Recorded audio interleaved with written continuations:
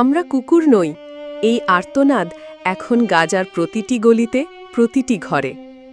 বিমান থেকে প্যারাশুটে করে ত্রাণ ফেলা হচ্ছে গাজায়। আকাশে ত্রাণ দেখলেই ছুটে যাচ্ছে ক্ষুধার্ত মানুষ।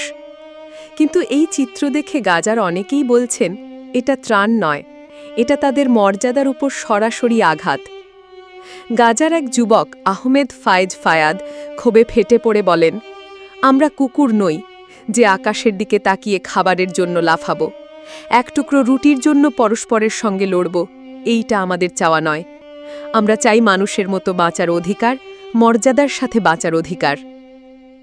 একজন ফিলিস্তিনি মা, যিনি গত 3 দিন ধরে তার পরিবারের জন্য খাবার সংগ্রহ করতে ব্যর্থ হয়েছেন, কান্নাজড়িত কণ্ঠে বলেন, আমার শিশুর ক্ষুধার কান্না আমি আর সহ্য করতে পারি না। এভাবে ত্রাণ ছুঁড়ে ফেলে আমাদের যেন ভিক্ষুক বানিয়ে দেওয়া হচ্ছে। সাহায্য চাই না, আমাদের অধিকার চাই। এই ত্রাণ ফেলার পদ্ধতি নিয়ে প্রশ্ন উঠছে চারপাশে।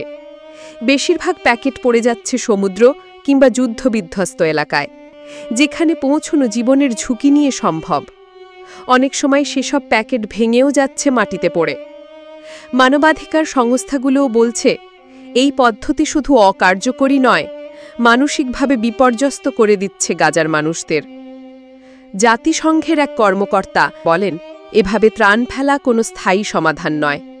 একমাত্র সমাধান হচ্ছে অবরোধ তুলে দেওয়া, যাতে প্রতিটি ঘরে প্রতিটি মানুষ পর্যাপ্ত সহায়তা পায়।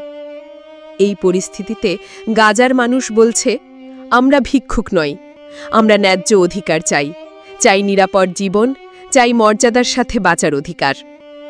এখন প্রশ্ন আন্তর্জাতিক সম্প্রদায়ের কাছে, তারা কি শুধু আকাশ থেকে খাদ্য ফেলবে, নাকি ফিলিস্তিনিদের মর্যাদা ও মানবিক অধিকারকেও সম্মান করবে?